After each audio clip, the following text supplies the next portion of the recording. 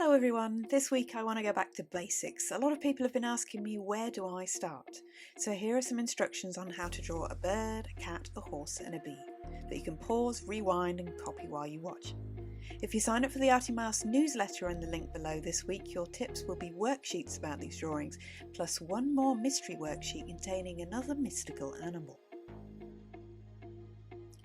So we'll start with the bird. You'll notice I'm drawing with a blue pencil here, which is just for my construction lines, which are basic shapes, basic circles and lines and triangles, just to show you the difference between my construction and the actual finished drawing at the end. You don't need to use a blue pencil, it's just so that I can show you what I'm doing. So you can see here I've started with some circles and ovals and triangles and that big half circle for both wings. Now I'm entering in the details. And then I'm adding in the head. Remember, you're going to need the beak on there and the eyes.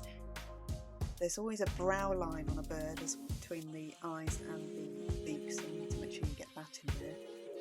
For the feet, I'm going to go a little bigger here just to show you what I'm doing, because it's quite a fiddly little thing. So you draw a little oval and then you're going to see 3 claws, so you need to divide that oval into 3 lengthways and then add your claws at the very end.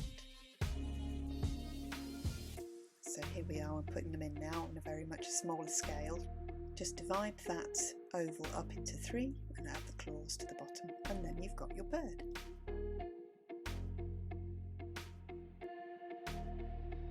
Now for the cute little cat. You'll need an oval to start with for his head and then a circle for the basis of his body. 1 line on a diagonal there and a half circle that represents that front leg. Now everything you do behind that front leg will be mapped out based on where that is.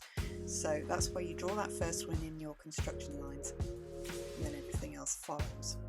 When you draw in your lines for the cat, you need to think about the fact that he's furry, so the lines that you use are going to be a bit more jaggedy to represent that. Make sure you put another construction line down the middle of his face. So anything that's symmetrical on an animal, it helps to do a middle line so you can lay things out properly. And here we are with the legs. The larger leg is the one at the front, and then you can work all the other half circles that represent the 3 other feet based on where that front leg is.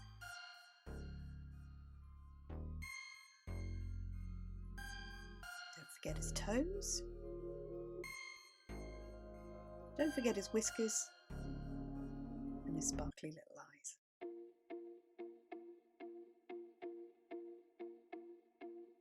The horse is a slightly more difficult one, but it starts very simple, 2 circles and a right angled triangle with the end cut off for his nose. Add in the lines for the legs, just the directions they're going in, which will give you a hint later on when you put in your details in, just so you can lay out where they are. Once you have the construction, you can concentrate on the details and not worry about layout because you've got those blue lines there already. Now a horse's legs can be quite a challenge because they are bending backwards, because the bend that you see is the horse's ankle essentially.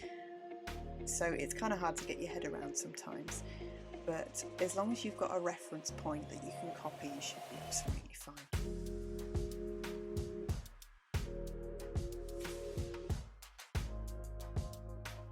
Over to the last one, the bee. Starts again very simply, lots and lots of circles with an oval on the bottom there.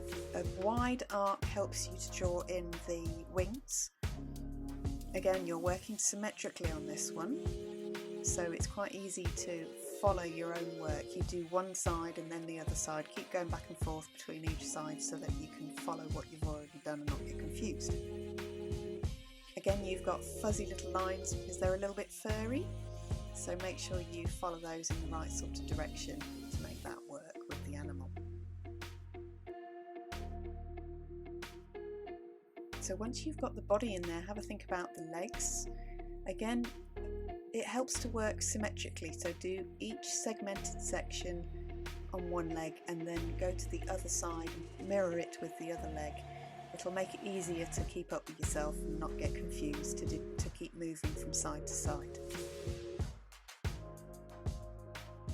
Insects are quite easy generally because they're all segmented like this, and it's just a case of adding little shapes together, which is what you do with your construction lines, so it's not too hard to do.